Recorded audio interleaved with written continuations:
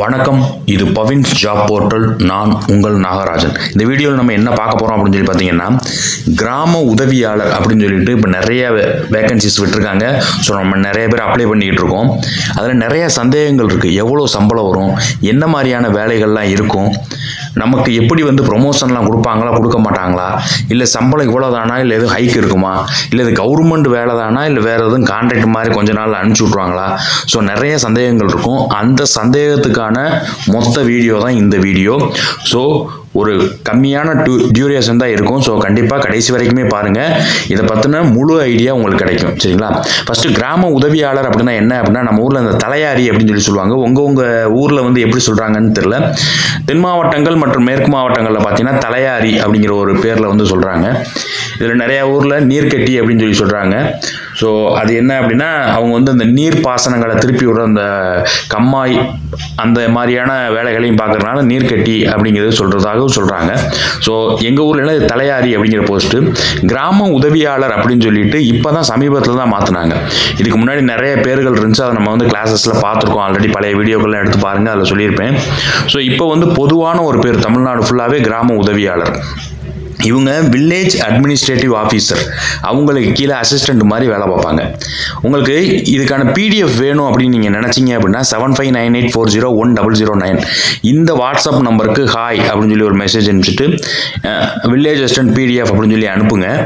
நான் ஒரு GPay number அனுப்புனேன், ஒரு 100 rupees சென்ட் பண்ணிங்கன்னா மெட்டீரியல்ஸ் ஈஸியாக வாங்கிக்கலாம். அவ்வளோதான், ஈஸியாக படிச்சிடலாம். சரிங்களா? சரி, ஃபஸ்ட்டு இந்த கிராம உதவியாளர் இருக்காங்க இல்லையா, அவங்க வில்லேஜ் அட்மினிஸ்ட்ரேட்டிவ் ஆஃபீஸர் விஏஓடைய அசிஸ்டன்ட் அப்படின்னு சொல்லிட்டேன். இவங்க விஏஓ ஆக முடியுமா அப்படின்னு சொல்லி ஃபஸ்ட்டு பார்க்க போகிறோம். கண்டிப்பாக விஏஓ ஆக முடியும். முதல்ல விஏஓ ஆகிறதுக்கான வாய்ப்புகள் ரொம்ப கம்மியாக இருந்துச்சு. அதுக்கப்புறம் பார்த்தீங்க அப்படின்னா வில்லேஜ் அசிஸ்டன்ட் அப்படின்னு சொல்லி மாற்றினதுக்கப்புறம் என்ன ஆச்சுன்னா, இவங்களுக்குன்னு ஒரு சங்கம்லாம் உருவாச்சு. ஸோ கோர்ட்டில் கேஸ் போட்டாங்க.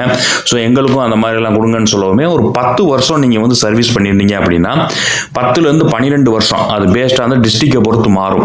ஒரு சில மாவட்டங்களில் சீக்கிரமே ப்ரொமோஷன் வந்துடும். ஒரு சில மாவட்டங்களில் 1 or 2 years லேட் ஆகும். சரிங்களா? ஒரு 10லேருந்து 12 வருஷம் நீங்கள் வில்லேஜ் அசிஸ்டண்ட்டாக வேலை பார்த்தீங்கன்னா அதுக்கடுத்து விஏஓன்னு சொல்லக்கூடிய வில்லேஜ் அட்மினிஸ்ட்ரேட்டிவ் ஆஃபீஸர் குரூப் 4 போஸ்ட்டுக்கு நீங்கள் போயிடுவீங்க.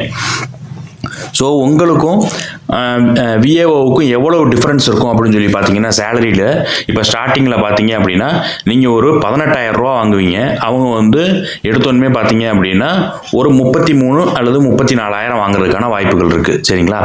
ஸோ இந்த டிஃப்ரென்ஸ் இவ்வளோ டிஃப்ரென்ஸ் இருக்குமா அப்படின்னா கண்டிப்பாக குறையும். அது எப்படிங்கிறத நான் சொல்கிறேன். ஸோ ஃபஸ்ட்டு நீங்கள் விஏவாக ஜாயின் பண்ணிடுறீங்க, அதாவது வில்லேஜ் அசிஸ்டண்ட்டாக ஜாயின் பண்ணிடுறீங்க. ஒரு 10லேருந்து 12 வருஷம் நீங்கள் ஒர்க் பண்ணிடுறீங்க, விஓ ஆகிடுறீங்க. அதுக்கப்புறம் ப்ரொமோஷன் தருவாங்கன்னா கண்டிப்பாக தருவாங்க. அதுவுமே பேஸ்ட் ஆன் த டிஸ்ட்ரிக்ட், சீக்கிரமும் வரலாம் லேட்டாகவும் வரலாம். ஆனால் 7லேருந்து 10 வருஷம் நீங்கள் ஒர்க் பண்ணீங்க அப்படின்னா சீனியர் ரெவன்யூ இன்ஸ்பெக்டர், இதில் முதல்ல பார்த்தீங்கன்னா ரெவன்யூ அசிஸ்டன்ட் இருந்துச்சு. இப்போ நேம் சேஞ்ச் பண்ணிட்டாங்க, சீனியர் ரெவன்யூ இன்ஸ்பெக்டர் அப்படின்னு சொல்லி மாற்றிட்டாங்க. சரிங்களா? ஸோ ஆர்ஐ அப்படின்னு சொல்லி சொல்லுவோம் இல்லையா, அந்த போஸ்டிங்கு நம்ம போக முடியும். இந்த போஸ்ட் வரைக்கும் ஈஸியாக எல்லாருமே போக முடியும். ஒரு 35 வயசில் நீங்கள் வேலைக்கு போனாலுமே கூட, அதாவது 37 வயசு வரைக்கும் கொடுத்துருக்காங்க. ஸோ 32 வயசில் வேலைக்கு போனால் கூட நீங்கள் கண்டிப்பாக ஆர்ஐ வரைக்கும் ஆக முடியும். சப்போஸ் நீங்கள் ஒரு 21, 25க்குள்ளேயே நீங்கள் வேலைக்கு போயிட்டீங்க அப்படின்னா டெபுட்டி தாசில்தார் டிடின்னு சொல்லுவாங்க. ஸோ அந்த போஸ்ட் வரைக்குமே போகிறதுக்கு நிறைய வாய்ப்புகள் இருக்குது. சரிங்களா? அது பேஸ்ட் ஆன் த டிஸ்ட்ரிக்ட். நான் திருப்பி பேஸ்ட் ஆன் த டிஸ்ட்ரிக்ட்னு சொல்கிறேன். ஏன்னா இதில் பார்த்தீங்கன்னா என்ன 6 வருஷம் கொடுத்துருக்கீங்க, எங்களுக்கு தெரிஞ்சவங்களாம் 10 வருஷமாக வேலை பார்க்குறாங்க, போஸ்டிங் கிடைக்கல அப்படின்னு கூட சொல்கிறதுக்கு வாய்ப்பு இருக்குது. புதுசாக உருவான மாவட்டங்கள், இப்போ கள்ளக்குறிச்சி ஆகட்டும், மயிலாடுதுறை ஆகட்டும், இல்லை தென்காசி மாவட்டம் ஆகட்டும், இந்த மாதிரி புதுசாக உருவான மாவட்டங்களில் அதிகாரிகள் கம்மியாக இருப்பாங்க. டக்குன்னு ப்ரொமோஷன்ஸ் இருக்கும். ஆல்ரெடி பார்த்தீங்க அப்படின்னா இந்த சேலம் மாவட்டமோ, திருச்சி மாவட்டமோ, மதுரை மாவட்டமோ பார்த்தீங்கன்னா நிறைய வருஷமாக ஒர்க் பண்ணிக்கிட்டு இருப்பாங்க. ஸோ அவங்களுக்கான ப்ரொமோஷன்லாம் கொடுத்ததுக்கப்புறம் தான் இப்போ புதுசாக வந்தவங்களுக்கு வேலை போட முடியும்.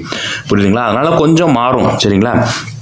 ஸோ கண்டிப்பாக வில்லேஜ் அசிஸ்டண்ட்டாக நீங்கள் ஜாயின் பண்ணிட்டீங்கன்னா ஒரு 10லேருந்து 12 வருஷம் நீங்கள் எந்த விதமான எக்ஸாமுமே எழுத வேணாம், ஆட்டோமேட்டிக்காகவே விஏஓவாக மாறிடுவீங்க. ஆனால் என்ன ஒன்று அப்படின்னா, நீங்கள் கண்டிப்பாக 10th ஸ்டாண்டர்ட் பாஸ் பண்ணியிருக்கணும்.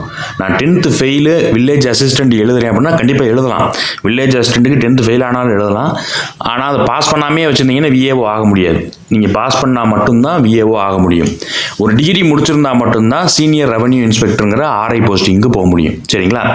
சரி, இப்போ கிராம உதவியாளராக நான் ஃபஸ்ட்டு மாதம் போய் ஜாயின் பண்ணுறேன். எனக்கு சம்பளம் எவ்வளோ இருக்கும்? 11,000 ரூபான்னு சொல்கிறாங்க. எப்படி அது அவ்வளோதான் வருமா இல்லை கூட வருமா அப்படிங்கிறத இப்போ நம்ம பார்க்க போகிறோம். ஸோ முதல் மாத சம்பளமாக ஒரு 18,000 வரைக்கும் நீங்கள் வாங்குறதுக்கு நிறைய வாய்ப்புகள் இருக்குது.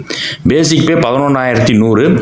இதுக்கு அடுத்த ஸ்லைடில் பார்த்தீங்க அப்படின்னா ஒரு நண்பர் ஒருத்தருடைய பே ஸ்லிப் வந்து நான் வச்சுருக்கேன். சரிங்களா? அவர் வந்து 2023, அதாவது 2 வருஷத்துக்கு முன்னாடி வந்து அவர் வந்து வில்லேஜ் அசிஸ்டண்டாக ஜாயின் பண்ணார். ஸோ அவருடைய பே ஸ்லிப்பு நான் வச்சுருக்கேன். அதை உங்களுக்கு நான் ஃபுல் டீட்டெயிலாக காமிக்கிறேன். சரிங்களா? ஸோ 11,100 வச்சுட்டு இன்றைக்கி நான் எப்படி நான் சர்வே பண்ணுறது அப்படின்னு நினச்சிங்கன்னா, அடுத்து 8th பே கமிஷன் ஒன்று வருது. அது என்ன பே கமிஷன்னா 10 வருஷத்துக்கு ஒரு தடவை ரிவைஸ்டு பே அப்படின்னு சொல்லி சம்பளத்தை எல்லாம் உயர்த்துவாங்க. ஸோ அதில் இந்த வில்லேஜ் அசிஸ்டண்ட்டுக்கு 2026-27 எவ்வளோ மாறும் அப்படின்னு சொல்லி பார்த்தீங்கன்னா, குறைஞ்சபட்சம் 33,000 அதிகபட்சம் 42,000 வரைக்கும் சம்பளமாக போடுறதுக்கு நிறைய வாய்ப்புகள் இருக்குது. ஸோ பிக்மெண்ட் ஃபேக்டர் அது இதுன்னு சொல்லுவாங்க. ஸோ ஒரு சாம்பிளுக்காக எடுத்திருக்கேன். குறைஞ்சபட்சமாக பார்த்தீங்கன்னா 1.87% சம்பள உயர்வு கொடுத்தாங்க அப்படின்னாலே உங்களுக்கு 33,912 ரூபாய் முதல் மாத சம்பளம். அதாவது நீங்கள் வந்து அந்த சம்பள உயர்வுலாம் போட்டதுக்கப்புறம் வரும். சரிங்களா? 2027 அல்லது 26 எண்டில் வர்றதுக்கு வாய்ப்பு இருக்குது. சரிங்களா? இதே இது 2.5% உயர்த்துறாங்க, 2.30% வந்து சம்பள உயர்வு கொடுக்குறாங்கன்னா 41,710 ரூபா சம்பள உயர்வு வர்றதுக்கு வாய்ப்பு இருக்குது. சரி வாங்க, நான் சும்மாலாம் சொல்லலை, அதை வித்து சாம்பிள் எக்ஸாம்பிளோட காமிக்கிறேன். சரிங்களா? இந்த தான் அதுக்குரிய பே ஸ்லிப்பு. இப்போ 2 வருஷம் ஆயிடுச்சுன்னு சொன்னேன். ஸோ முதல் மாதம் உங்களுக்கு 11,100 இருக்கும். இது 11,700. ஏன்னா 2 வருஷம் ஆனதுனால ஒரு 600 ரூபாய் இன்க்ரிமெண்ட் வாங்கியிருக்காரு. சரிங்களா? ஸோ அவ்வளோதான் வருமா அப்படின்னு கேட்டிங்கன்னா, ஸ்டார்டிங்கில் வந்து உங்களுக்கு இன்க்ரிமெண்ட் வந்து கம்மியாக தான் வரும். நீங்கள் இயர்ஸ் கூட தான் உங்களுக்கு வந்து இன்க்ரிமெண்ட்டு அலவன்ஸ் எல்லாமே கூடும். சரிங்களா? ஸோ டியூட்டி பே அப்படின்னு சொல்லி 11,700 பேசிக் பே. சரிங்களா? அதே மாதிரியே பாருங்கள், டியர்னஸ் அலவன்ஸ் அப்படின்னு சொல்லிட்டு மற்ற இதர செலவுகளுக்காக ஒரு 6,435 ரூபா கொடுக்குறாங்க. அது இல்லாமல் ஹவுஸ் ரெண்ட் அலவன்ஸ் 600 ரூபா கொடுக்குறாங்க. கிராமங்கிறனால வெறும் 600 ரூபா தான் கொடுக்குறாங்க. சரிங்களா? ஸோ அதே மாதிரியே பாருங்கள், மற்ற இந்த ட்ராவல் அலவன்ஸ், மெடிக்கல் அலவன்ஸ் இதெல்லாம் பார்த்தீங்கன்னா ஒரு 300 ரூபா கொடுக்குறாங்க. ஸோ இது வந்து எல்லாருக்குமே கொடுக்கக்கூடியது. ஸோ டோட்டலாக கிராஸ் பே, அதாவது மொத்த ஊதியம் அப்படின்னு சொல்லி பார்த்தீங்கன்னா 20,321 ரூபா வருது. இதே தான் அவங்க பிடிப்பாங்க இல்லையா? ஏன்னா பென்ஷன் கொடுக்கணும், காம்ப்ளிமெண்ட்ரி பென்ஷன் ஸ்கீம், சிபிஎஸ் அப்படின்னா காம்ப்ளிமெண்ட்ரி பென்ஷன் ஸ்கீம் மொத்தமாக அவங்களுக்கு வந்து செட்டில்மெண்ட் பண்ணி அனுப்புவாங்க. ஸோ அதுக்கு வந்து பார்த்தீங்கன்னா ஒரு 1,814 ரூபா பிடிக்கிறாங்க. அதே மாதிரியே நிறைய ஃபண்டு, அது ஹெல்த் இன்சூரன்ஸு, அது இதுன்னு சொல்லிட்டு உங்களுக்கு பிடிச்சது போக அதில் ஒரு 2,300 ரூபா பிடிச்சிடுறாங்க. ஸோ உங்களுக்கு கையில் பார்த்தீங்க அப்படின்னா 17,935 ரூபா முதல் மாத சம்பளமாக வரும். நீங்கள் ஜாயின் பண்ணும்போது இதே அளவுக்கு வாங்குவீங்க. என்ன காரணம் அப்படின்னா, இவர் ஜாயின் பண்ணும்போது பார்த்தீங்க அப்படின்னா 50% டியர்னஸ் அலவன்ஸ் இருந்துச்சு. இப்போ 60% மாறிடுச்சு. ஸோ கண்டிப்பாக வந்து ஒரு 18,000 ரூபா முதல் மாத சம்பளமாக எந்த ஊரில் இருந்தாலுமே நீங்கள் வாங்குவீங்க. சரிங்களா? இதே தான். ஸோ ஸ்டார்டிங்கில் ஒரு 18,000 வாங்குறீங்க, ஒரு 2.5% ஹைக் கொடுத்தாங்க அப்படின்னா, ஊதிய உயர்வு கொடுத்தாங்க அப்படின்னா கண்டிப்பாக 40,000 ரூபா வரைக்கும் உங்களுக்கு ஊதிய உயர்வு ஒரு 2 வருஷத்துலேயே வர்றதுக்கான வாய்ப்புகள் அதிகமாக இருக்குது. ஸோ கண்டிப்பாக எல்லாருமே அப்ளை பண்ணுங்கள். எந்த வேலையுமே இல்லை அப்படிங்கிறதுக்கு இந்த வேலை ஒரு நல்ல வேலை. சரிங்களா? கண்டிப்பாக இது கவர்மெண்ட் ஜாப் தான். ஸோ அடுத்தடுத்த ப்ரொமோஷன் எல்லாமே உங்களுக்கு கண்டிப்பாக கிடைக்கும். டாடா.